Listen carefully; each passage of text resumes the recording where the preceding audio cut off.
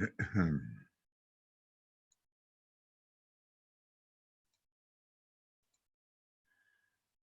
friends, here we are again, and I have bad news for me. The last hour that I spent recording here did not record. So I'm trusting that this one will record. I'm hoping that is the case. And let's see.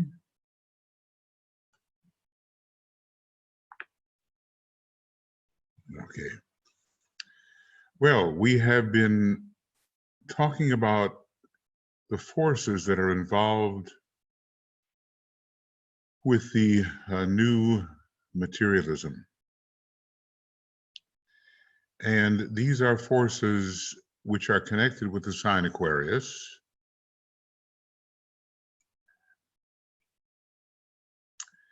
And Aquarius is the ruler of the lowest of the creative hierarchies, the most material of the creative hierarchies. And so it's only natural to think that as the Aquarian age comes, a new mastery over matter, and especially over the ethers, will be accomplished.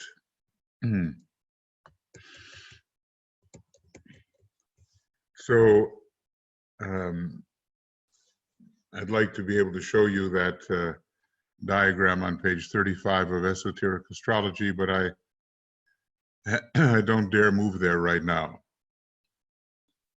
lest I finish this and discover once again that I have somehow not really recorded what I thought I was recording for the last hour or so. It's a sinking feeling when that happens, you know? But it's happened to me on a number of occasions. So these forces, let's see, we're beginning on page 483 again. These forces might be regarded as embodying and making declarative the new materialism. It's not that matter per se, or the subtle matter, the ethers, are not divine. They are divine. It's the use to which the matter and the ethers are put. One of the very first initiations is the mastery of matter by substance. So DK is telling us here that this is a statement warranting our closest consideration. The new materialism, which of course would not be recognized really as materialism at all. It is a question of divinity, really. A new and divine approach to matter. And already I think, you know, some of that is occurring as we witness the penetration of the physicists deeply into this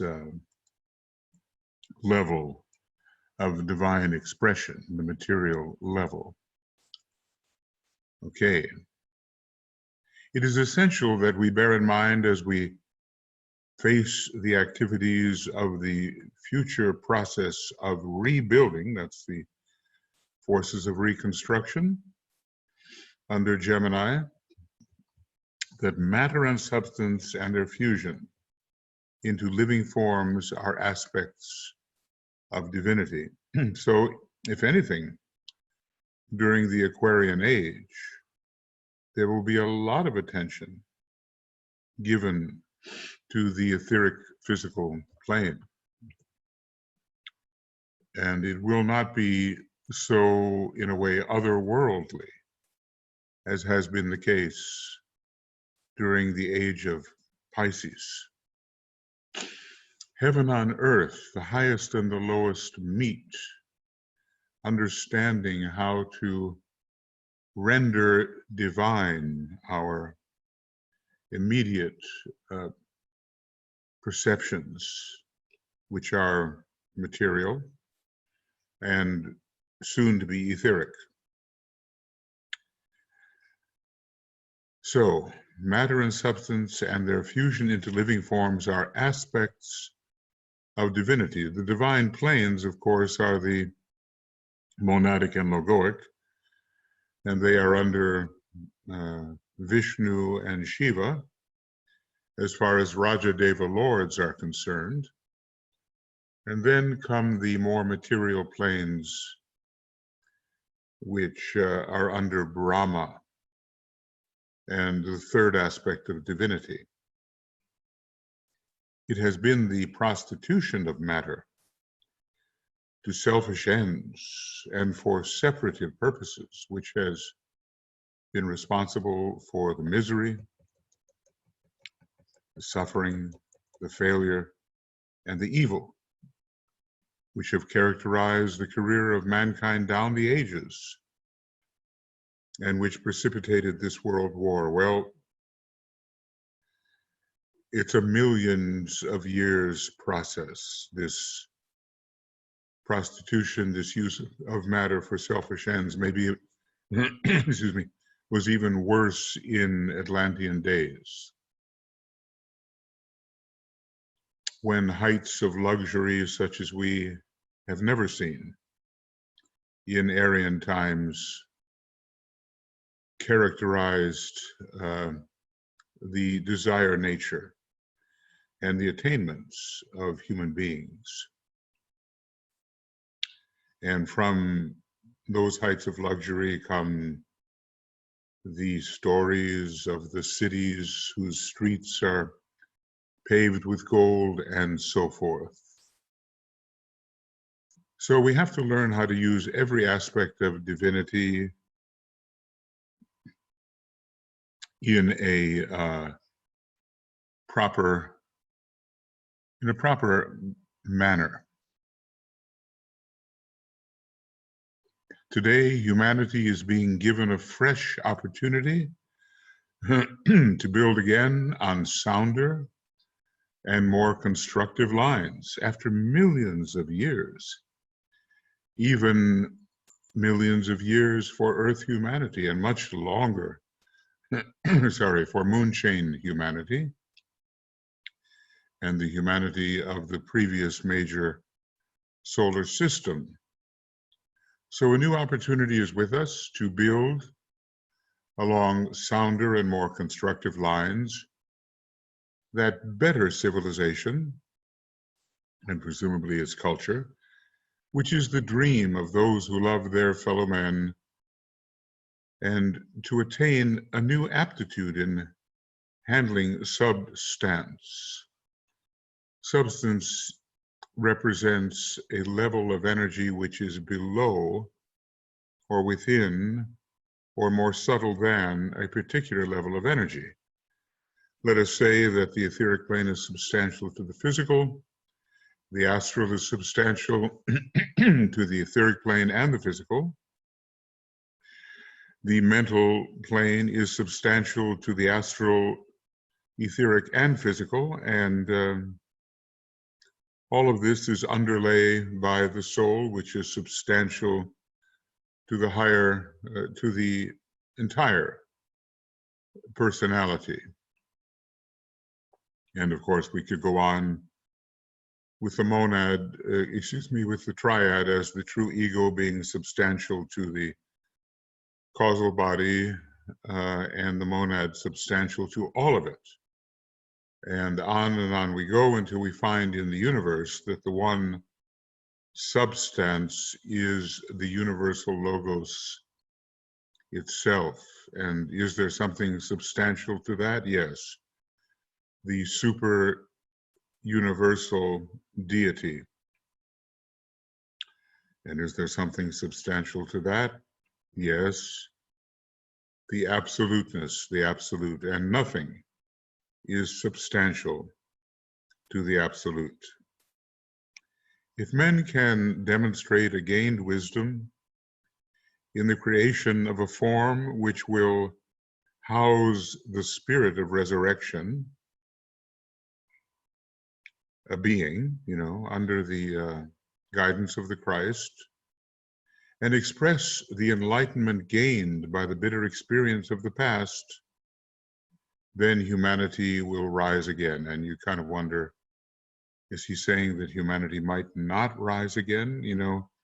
There was a introduction to the book, The Problems of Humanity, in which the Tibetan mused whether the whole experiment of raising up a proper humanity would have to be undertaken from the very beginning. I guess we are left to our own devices. And it is an infringement of the law of freedom, part of which demonstrates on Sirius, for hierarchy to coerce a positive outcome for humanity. Humanity has to be left to its own devices.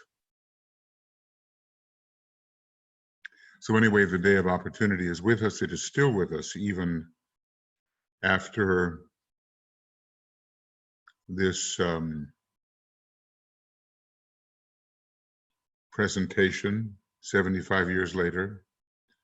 The new opportunity, really the entire Aquarian age, constitutes a new opportunity, and it will be, is it the 7th time that the 7th ray, according to its unique cycle, accompanies the equinoctial age of Aquarius. We don't know whether the 25,000 year, approximately, age of Aquarius will be accompanied by a 7th ray cycle which endures that long. The analogy is possibly there. The unique opportunity which confronts the Christ as his great hour draws near, the hour of his reappearance, is that of unifying, synthesizing, and integrating all these forces into one great and potent downpouring of spiritual energy. Okay, that was the wrong one to do. And there we are.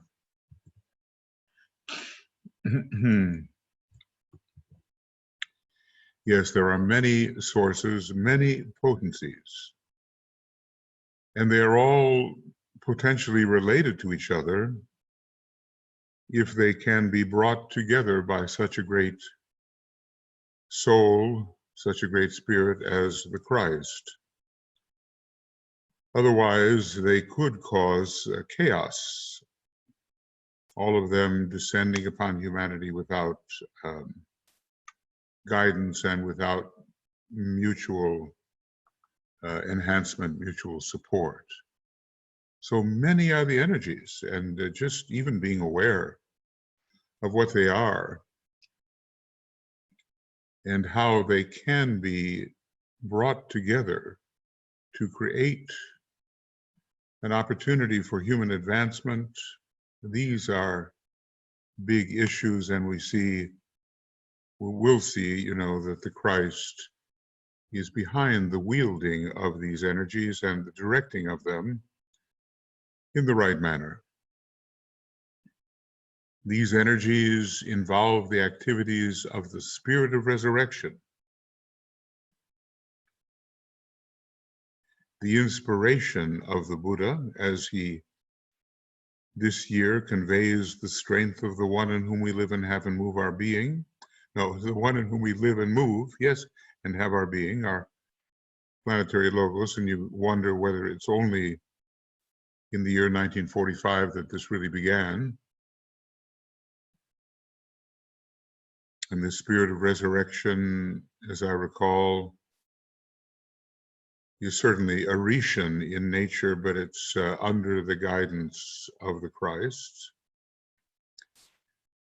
And that which the Christ himself will set in motion in response, his own forces and energies in response to the invocative appeal of the new group of world servers, the men of goodwill and the massed intent of the inarticulate masses. I'm recalling that Vulcan has much to do with this massed intent. It's not really a discovered planet, though who knows, it may show up on some photographic plate and we may learn that indeed it was registered, even if not consciously registered. Such was the story with Pluto, consciously registered in 1930, but in 1915 it was photographed. And there is a question about the throat center and Vulcan being involved with the lack of articulation per se. Mercury, of course, is the planet of articulation. And both of those are providing their egoic lotuses to enter the system of the earth and gain certain abilities which they had not yet developed. So the spirit of resurrection, a being which will lift humanity, if humanity responds properly, into an entirely new phase of evolution. The Buddha inspiring, and I'm recalling the whole idea of aspirational idealism coming in, especially under the sign Taurus, which is so identified with the Buddha, as he this year, does it mean only this year or again this year, conveys the strength of the one in whom we live and move and have our being. And that can be a combination of Sanat Kumara and the planetary logos, of which, by one description at least, he is an emanation. It is essential that we try to grasp the unity of this hierarchical effort. The law of assembly is one of those laws whereby diverse energies are brought together for benevolent purposes. And it occurs within Shambhala.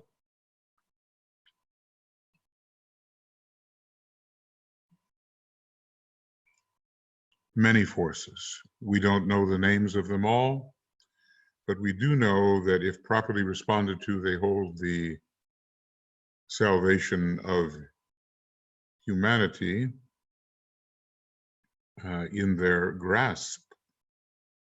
And of course, are they forces or are they entities, or are entities forces and energies? I think it is correct to say that entities are energies and forces. So what are these energies? At least some of them. The energy which will lead to the restoration of human aspiration, right idealism, and fixed humanitarian intention. Is that distributed by the forces of restoration, which were set in motion this year, 1945, at the time of the Easter full moon, toward the, in the sometime in April, but not so far into April that it reaches tropical Taurus. They were set in motion at the Easter full moon under the direction of the masters of the wisdom and the supervision of the Christ. So what is restored has to do with the highest aspects and virtues that the human being can demonstrate. And of course, all of this will lead to the restoration of the divine plan. These forces, think of it, we are in the midst of the flow of these sources of restoration. I guess we've just entered tropical Gemini as I speak, but we've just been through it. And I do believe they continue every year and try to bring forth the best of humanity as it exists deeply within the human energy system. And if something is to be restored, it must have been taken away or somehow suppressed. And I think we just have to look at some of human history from the hierarchical perspective as much as we can, and we will see that indeed these virtues as a whole have been suppressed and energies have been used for selfish purposes.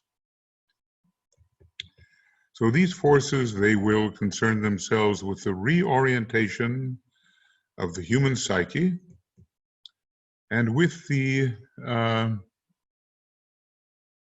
inevitable consequences of that reorientation, the acquiring of the vision, which will bring about right human relations. Now, when we talk about vision, it's a lot about Taurus, the mother of illumination, and it's about an enlightened vision.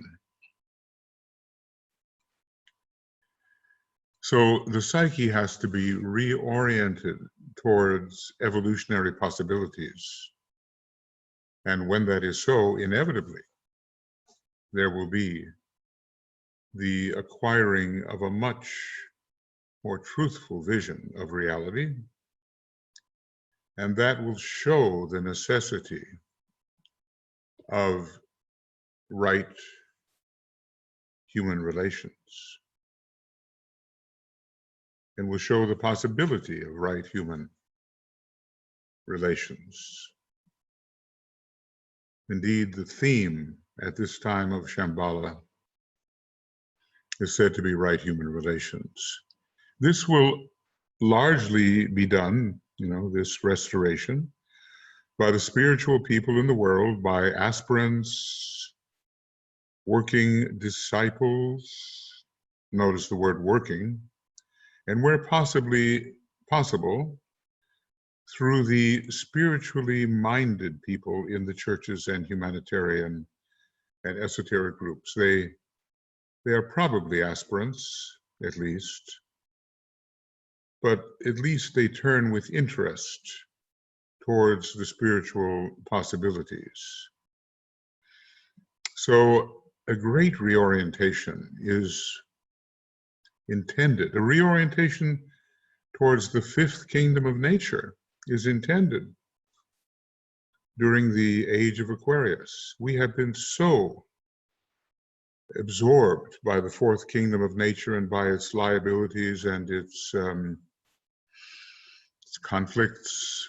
Yes, we have been deeply absorbed, and we have held ourselves back because we could not see towards the more subtle matters. But there will be subtlety in the psyche coming up in the Aquarian age, and subtlety in our handling of energies of whose existence we have no real notion at this time. Some of these energies are appearing, the whole idea of radium and radioactivity, which is a sign actually of advancement and not disintegration, at least in occultism, has appeared. Radioactivity has appeared and is understood and led to all kinds of investigation of the nature of matter and of the substanding ether, even though, according to some scientists, the ether is not necessary and does not exist. However, its rediscovery, such as it really is imminent and already in the Kirlian photography and in the great atom smashers, in the CERN laboratories. There appear states of matter which are etheric. The ether is still material. So those are the forces of restoration. And we as human beings will be entirely restored according to the possibilities of the divine plan when compared to what we have become. Now, another energy to be wielded by hierarchy is this, the energy which will lead to intelligent activity and to correct mental planning. I have called the forces of enlightenment. Well, you know, Aries has a very strong mental component, and Taurus has the brilliant light as the mother of illumination. So we will, as a race, really know what we are doing and supposed to do once these forces have been released. And I think at the time of this writing, they were not quite released. What was released was the forces of restoration, and imminently, the forces of enlightenment and reconstruction were to be released at these three very important full moons of April, May, and June, illustrating that the Tibetan, at least as far as his Western students are concerned, is utilizing the tropical zodiac. Once these have been released, it becomes the responsibility of the new group of world servers to direct them. They have the will to do so. The men and women of goodwill, which is love in action, do not yet have the ability to direct these three types of forces: restoration, enlightenment, and reconstruction, though they can participate. So the new group of world servers are directing these forces of enlightenment, and presumably on their own level are the forces of restoration. Obviously, initiates who might be members of the new group of world servers can direct much more effectively. Then, through the enlightened plans of the world intelligentsia and prominent humanitarians and racial servers, you know, one thinks of Dag Hammarskjöld and the founding of the United Nations, one thinks of Eleanor Roosevelt, a great humanitarian and a great disciple, Franklin Roosevelt. It will be possible to establish those spiritual principles and that correct cooperative relationship which should distinguish human affairs in the future. Well, the Tibetan is obviously looking forward to a much better world, an enhanced culture, and the civilization that stems from it. Now, this was his hope, and there was great hope after the end of the Great War, especially the Second World War part of it, great hope. But of course, as he tells us a little later on, the forces of evil were not defeated, and still they have been subtly luring man away from his higher possibilities. Those who will be directly affected if the plans go as desired, which of course there is no guarantee that they will, or did, are the big educational systems, the worldwide propaganda institutions, spreading a kind of propagation of ideas which are wholesome and healthy and plan aligned. And all those agencies which work to educate and direct public thinking and mold public opinion. DK has told us, we do remember, that there's no power stronger for change of society and civilization than public opinion. And I think we see it, working out in our political process very much. So the big educational systems, I guess, all the way from grade school to the great universities, the propagation over the radio and television and now over the computer of certain ideas, and the influencing of public opinion. That's where we can really, as esotericists in training, make a contribution. It's how skillfully we talk to the people we talk to.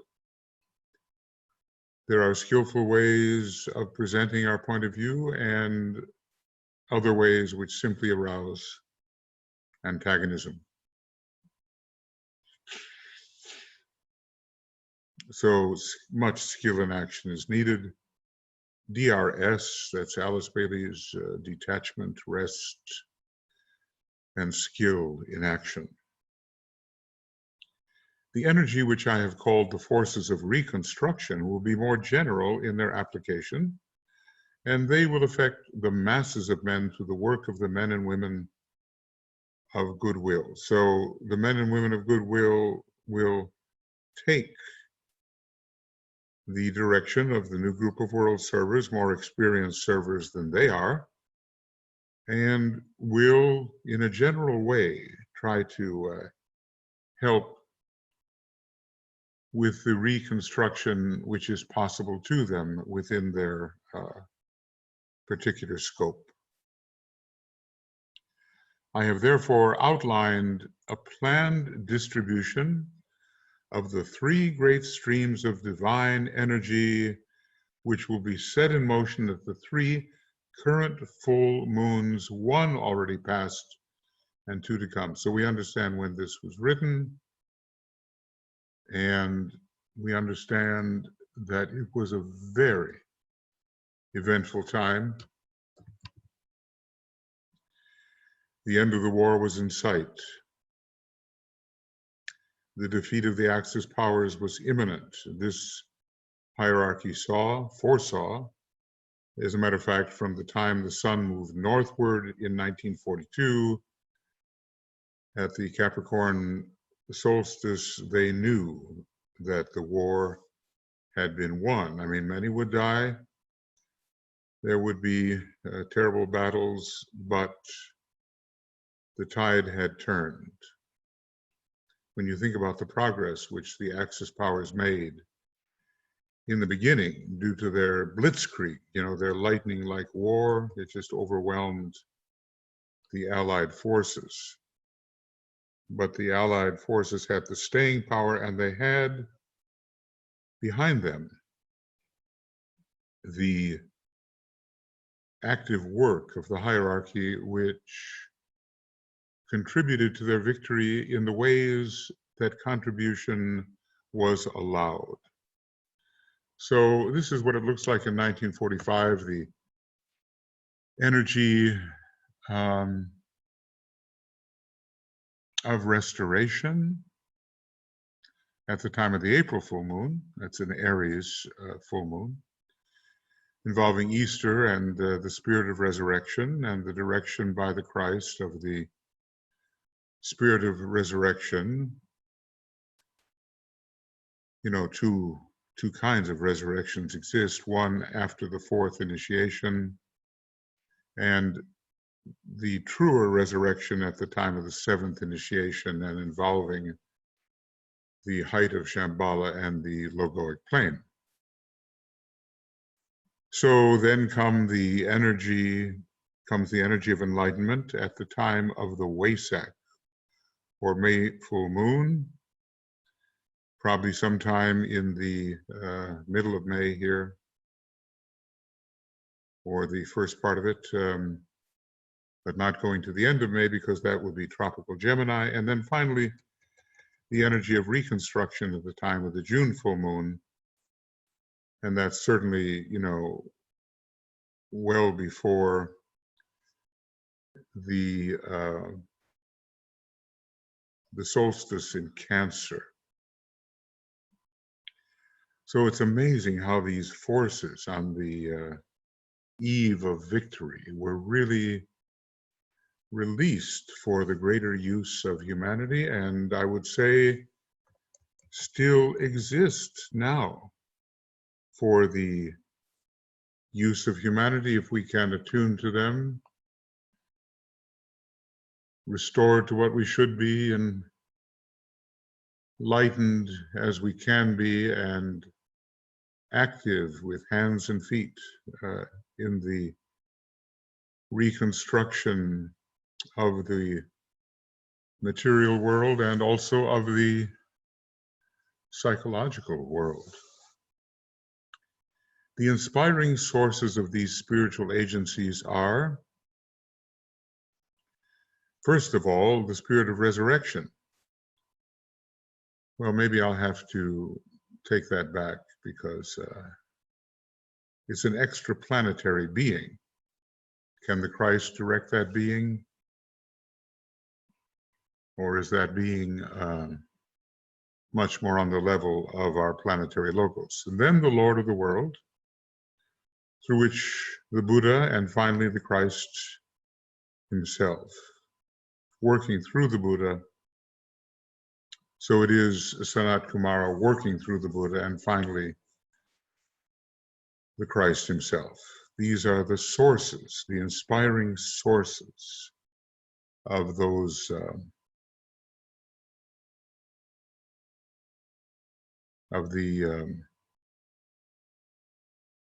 inspiration, the inspiring sources which have been guiding humanity from very high levels.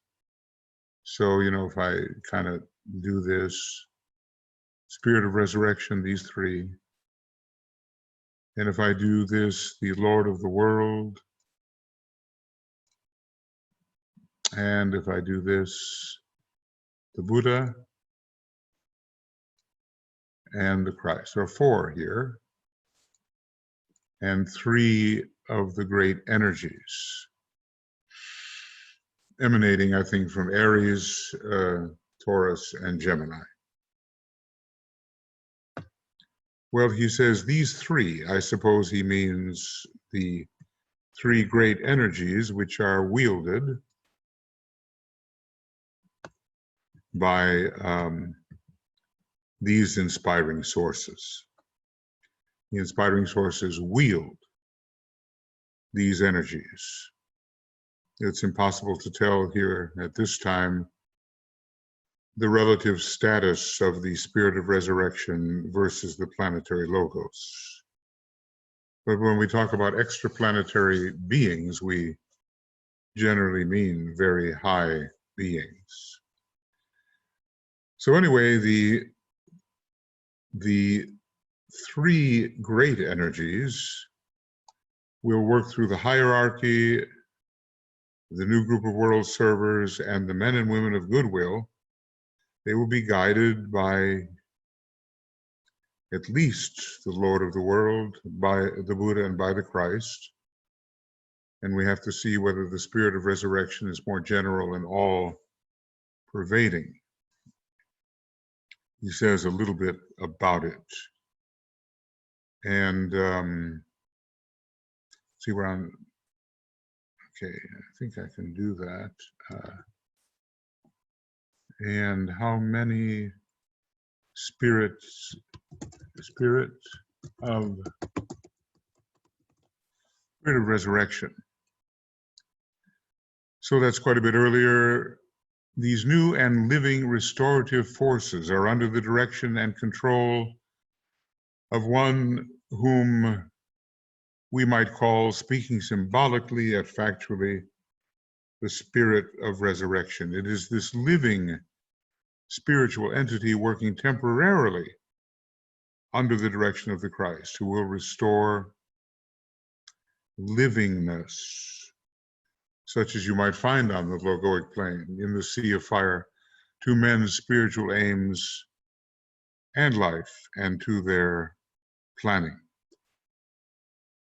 And let's see here, 12 results, goodness. On a planetary scale, and not just in reference to mankind, this spirit of resurrection is the opponent and antagonist of the spirit of death. Well, death had stalked the world during the Second World War and First World War.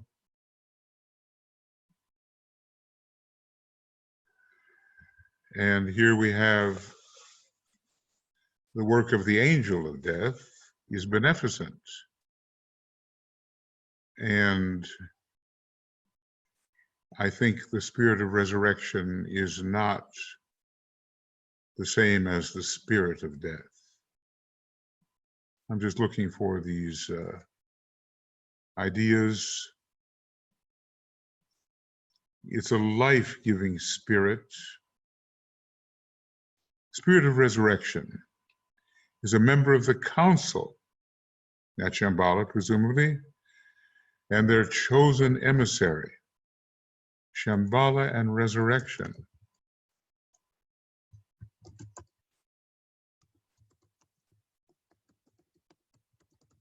He, if one may be permitted to personalize the impersonal, is in truth the Son of Righteousness, who can now arise with healing in his wings, who can carry this life-giving energy which counteracts death, this vision which gives incentive to life, and this hope which can restore all nations. So at the full moon of March, let the demand go out for the appearance of this life-giving spirit.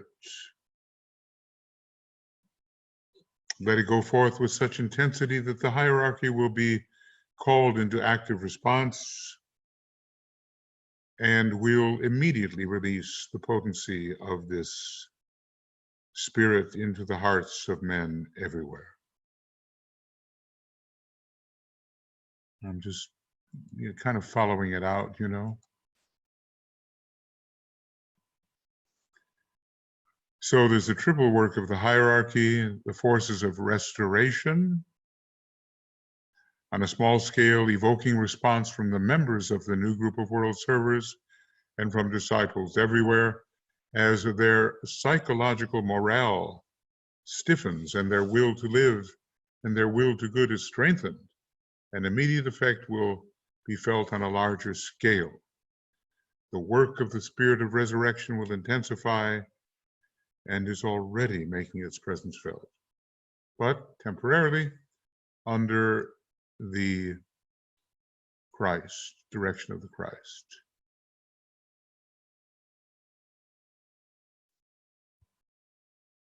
Spirit of resurrection after the coming full moon of March.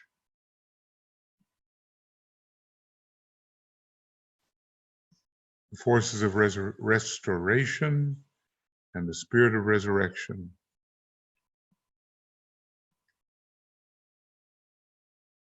And a new and better life will arise and will indicate the expression of the spirit of resurrection. If men can demonstrate a gained wisdom in the creation of a form which will house this uprising spirit of resurrection and express the enlightenment gained by the bitter experience of the past, forces of enlightenment, then humanity will rise again. So the spirit of resurrection is, though extraplanetary, temporarily, maybe under the law of sacrifice, submitting itself to direction by the planetary forces, high planetary forces on our Earth.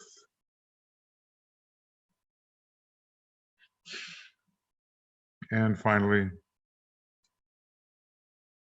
the inspiring sources of these spiritual agencies are, first of all, the spirit of resurrection, an extraplanetary being, and then the Lord of the world working through the Buddha, and finally the Christ himself.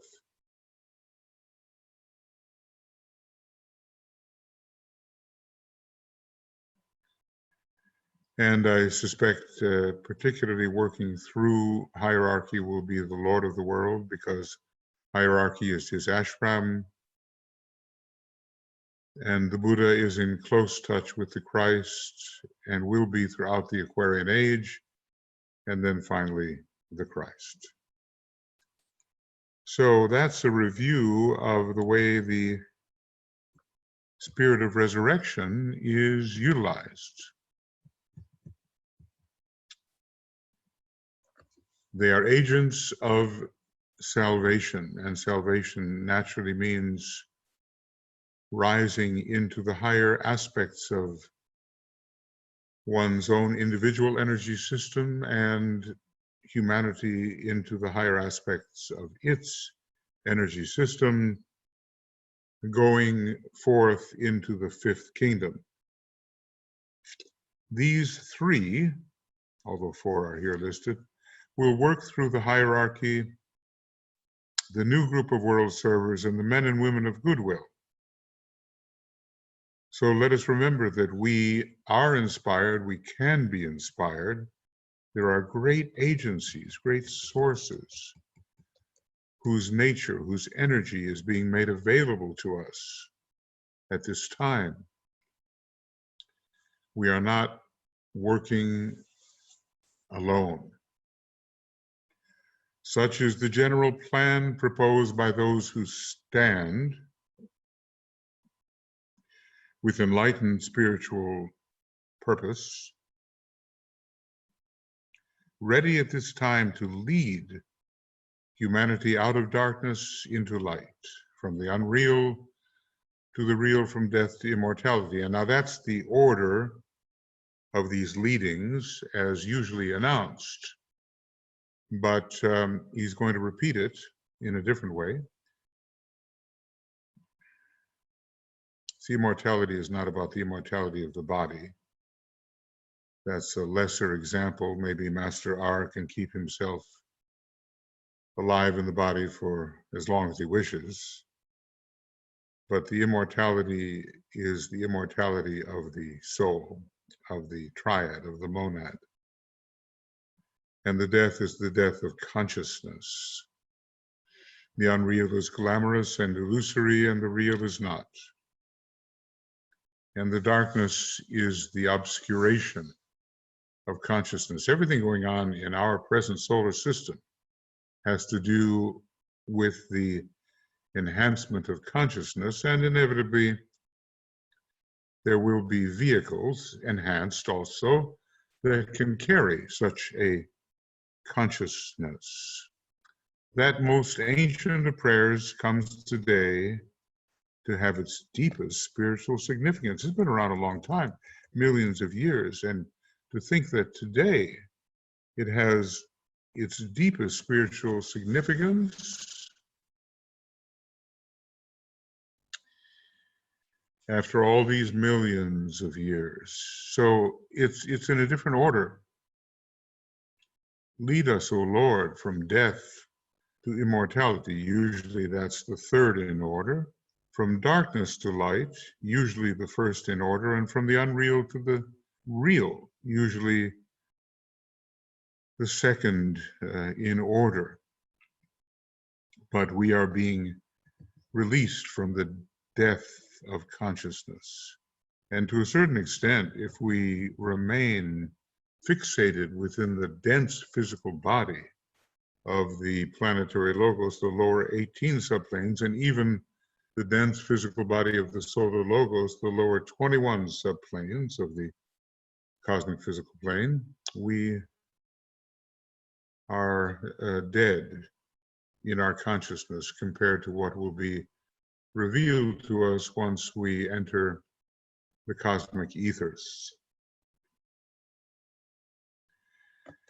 The beauty of this synthesis and the wonder of this opportunity, DK often speaks of the wonder of the Aquarian age, are surely apparent as we study what is here written and consider these aspects of the divine plan. I mean, probably we do have somewhere a compilation on the divine plan. And sometimes we cannot know it in the depth that the masters know it, and they cannot know it in the depth that Sanat Kumara knows it, and he cannot know it in the depth that the Solar Logos knows it. Okay. But the opportunity is here. Beauty, synthesis, sort of a array 2 and array 1, process, and the wonder, the amazement that we have been, that has been concealed from us, cloaked from our vision and from our understanding, and all of that is going to open up under the beneficence of the Aquarian age. So we certainly do not want to delay the correct precipitation of these forces into this human world of chaos, of confusion, aspiration, and bewilderment. Well, that pretty well sums up what humanity is going through. And I think the closer we get to hierarchy, the more we realize the problem. The more we begin to adopt the view of the hierarchy, which sees as if from a different kingdom altogether, just as the Chohans, as planetary lives, see from a still more exalted position. These groups of energies are ready to focus and distribute themselves. I mean, they are living energies. And the hierarchy is closer to mankind than ever before, which is a great encouragement to us. The new group of world servers are also standing attentive to direction from the hierarchy in every country in the world, united in their idealism, even if not in every single method, in their humanitarian objectives. Here's a good list. In their sensitivity to spiritual impression, in their united subjective purpose, in their love of their fellow men, and in their dedication to selfless service. Well,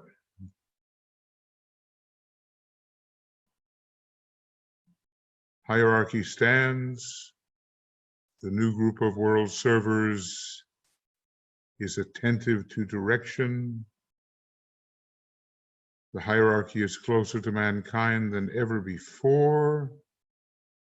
All is poised for a great awakening, a great revelation, did we but know it.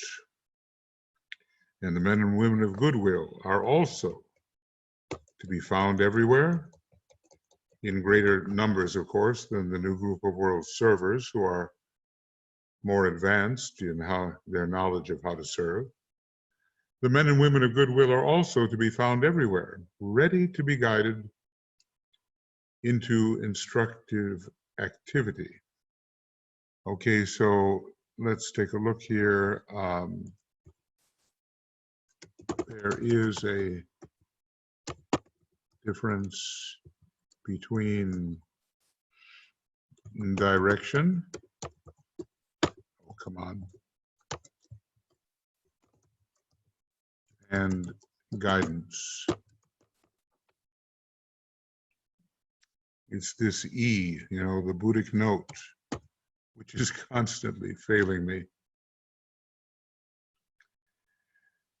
So they're ready to be guided into constructive activity and to be agents, gradually trained and educated. Everything is gradual.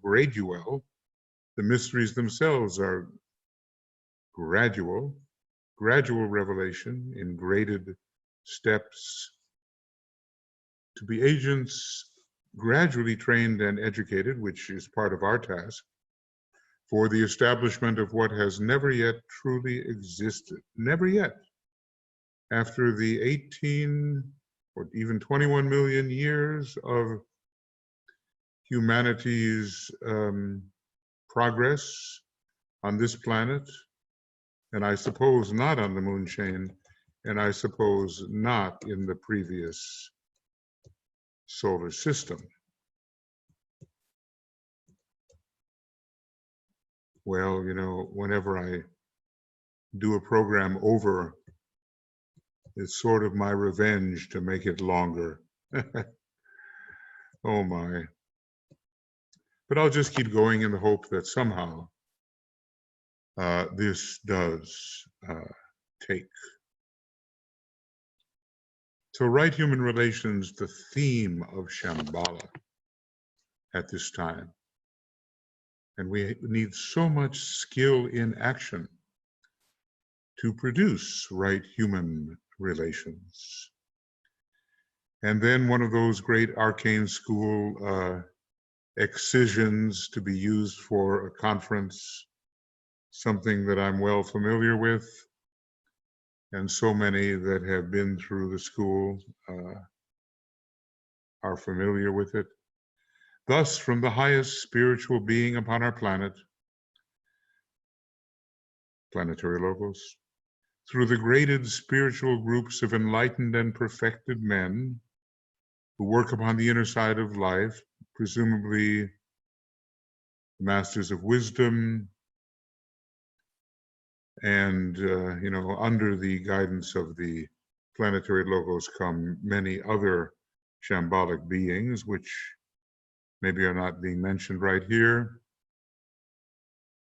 on into the outer world of daily living, where thinking, loving men and women serve. The power of thought is so important. The tide of new life sweeps. The plan is ready for immediate application and intelligent implementing. The workers are there, and the power to work is adequate to the need. I remember memorizing this.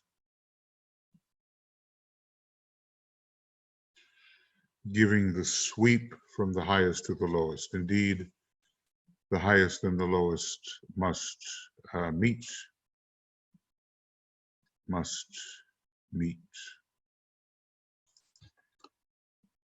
The 3 full moons, which we have been considering, are simply the 3 points in time through which the needed power is to be released, and presumably it is still in a state of release, although it must have been unusually intense at the time because the war had been won.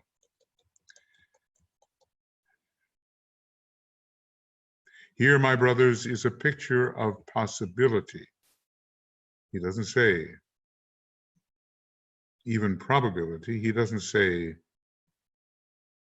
necessary achievement. Well, it is necessary, but he doesn't say that it will be achieved. Here, my brothers, is a picture of possibility. I seek to present it to you today because of world need. Here is the ground, the basis, for a sound, optimistic approach to the future. Here is the assurance that the world can be rebuilt, the forces of reconstruction and the other 2 as well, that constructive action can be successfully taken after many had despaired and were psychologically damaged after the war, that enlightenment will increasingly make its presence obvious. So this is even the seeing of the etheric light via a capacity of the eye and the light in the head. And well, the light is of so many varieties. In a way, light is matter. In a way, the hidden came to light in the birth of each universe. The forces that enlightenment will increasingly make its presence felt, and that humanity will indeed rise out of its unhappy past into a new world of understanding. Jupiter is the esoteric ruler of Aquarius, of tranquility. The binding of Satan is usually understood for 1,000 years, and the peace resulting. The Christ needs the peace. He needs the sharing. He needs the cleaning. We have to at least be somewhat engaged in those before he can judge that the time has come. Into a new world of understanding, of tranquility, of cooperation, for which Aquarius can be known, and of renewed spiritual impulse. It's a beautiful paragraph. It's the ground to approach the future. It's the assurance that the world can be rebuilt, that constructive action can be successfully undertaken, that enlightenment will make its presence obvious increasingly, and that humanity will indeed rise out of its unhappy past into a new world of understanding, of tranquility.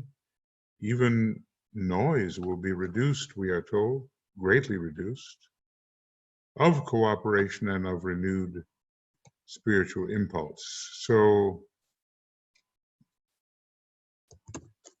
these are the characteristics of the new and better world. It will not be easy. Well, Saturn is the very first to enter as the ruler of the first decanate, even though many enter under Venus, but in general under Saturn. It will not be easy. The spiritual energies which will be released will inevitably evoke opposition. Selfishness and hate, with their secondary effects of greed, cruelty, and nationalism, are not dead, nor will they die for a long time to come. I suppose by the time we reach the Judgment Day, which is millions of years ahead, they will, as far as Earth is concerned, pretty well have died. It seems a long time to wait, and who knows, will we be back in a different form of solar angels or whatever to help the humanity of that time. So interesting that opposition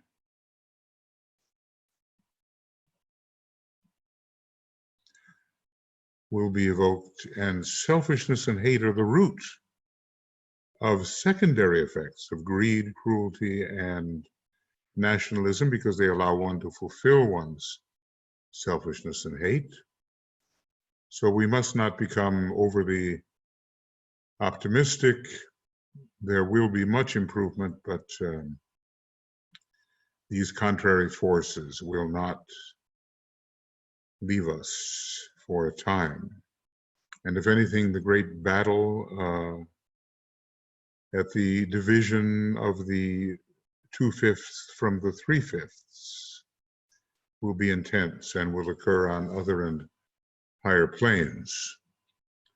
In the post-war world, these conditions, now it's interesting what he says, must be ignored. Just proceed as if they don't exist and continue to emphasize the beneficent possibilities ignored. And sometimes it seems, you have to deal with these matters, but if you feed them with too much energy, they become more powerful. I was just thinking about some very divisive characters whose names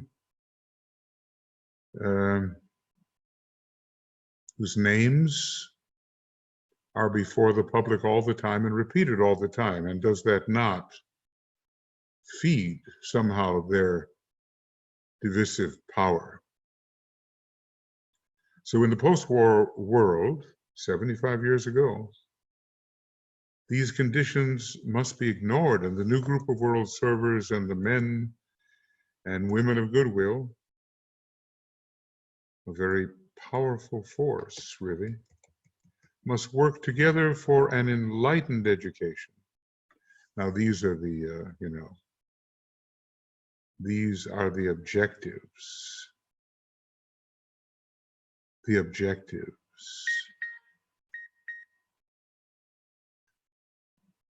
Well, I guess this red section is has some very important things said. The new group of world servers and the men and women of goodwill must work together for an enlightened education, for a cooperative economic life,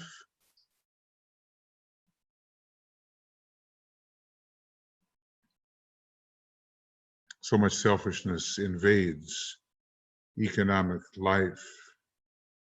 People are almost proud of themselves when they can evade their taxes and corner the market and deprive others of the basic needs of life.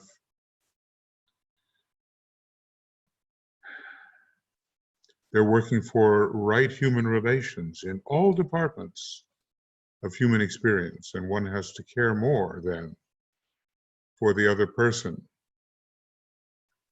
All for you, totus tuus. I've mentioned that convent in Tromsø, Norway, where the sisters have that title, all for you, everything for you.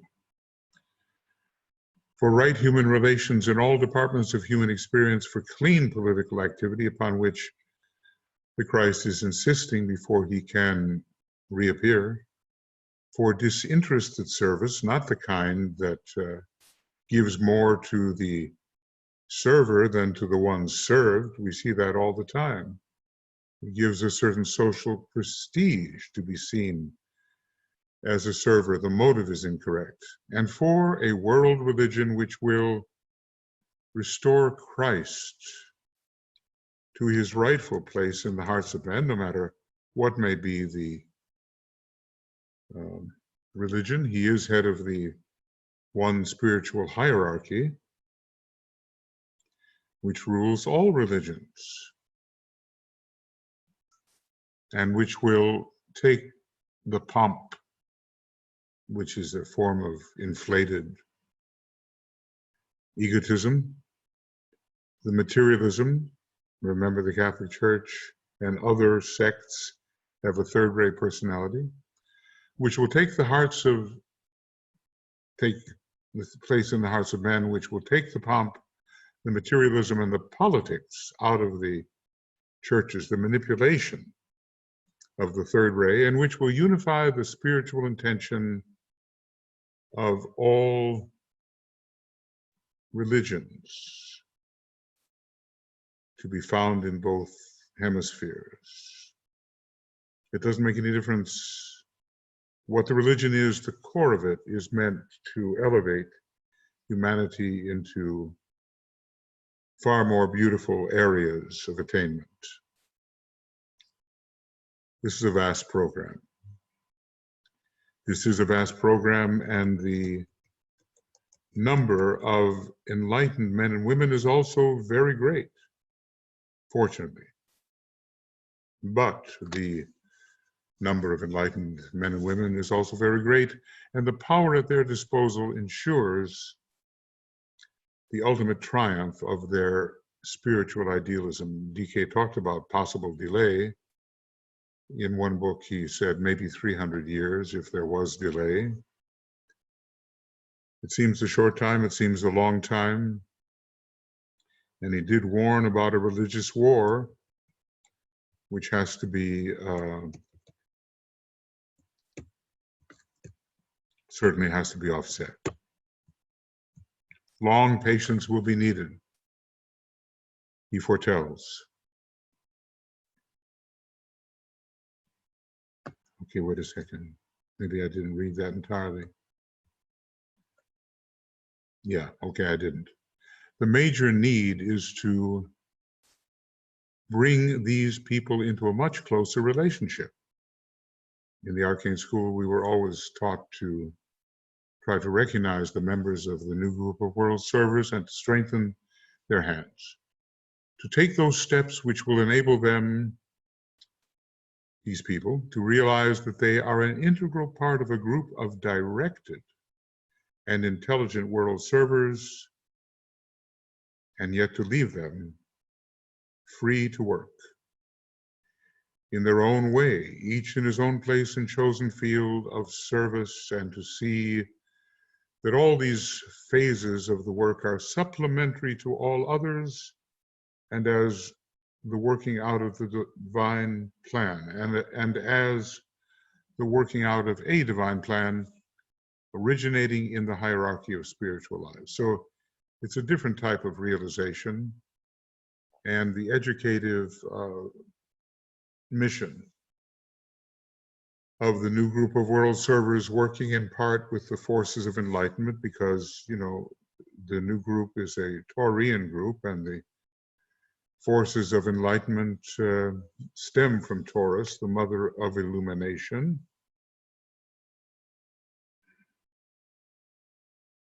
Their work will be consciously carried out under the direct guidance of Christ and his disciples, the masters of the wisdom. It's so important to leave people free, though, to work in the way they have found best. The objective is elevation of humanity, but the methods are many.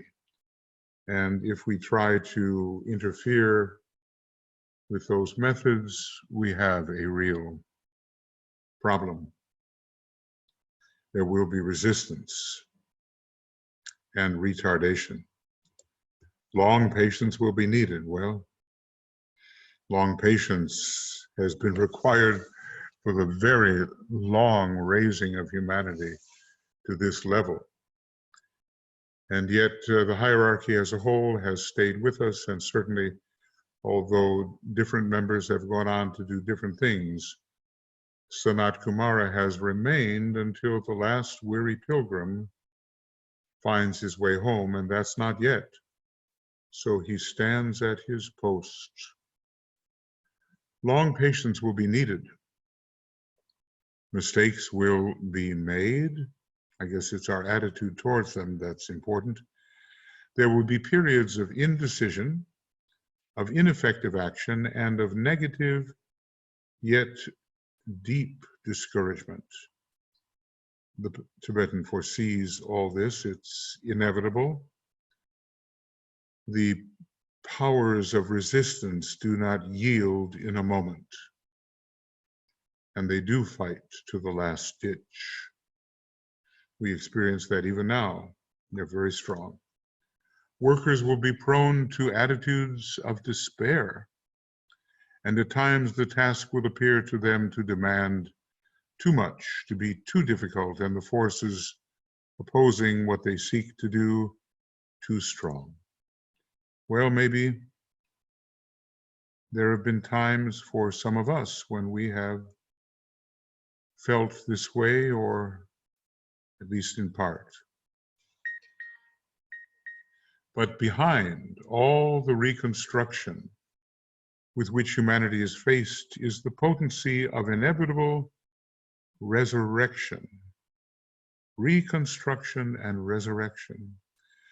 The constant flow of enlightened thinking into and directing the mass consciousness, plus a growing realization that humanity is not alone, and that the spiritual values are the only real values, and that the hierarchy stands immovable in its spiritual strength, steadily oriented towards world salvation and acting ever under the direction of that great yet human, great divine yet human leader, the Christ. This is one of those great moments of exhortation for which the Tibetan is known by any serious reader of his books.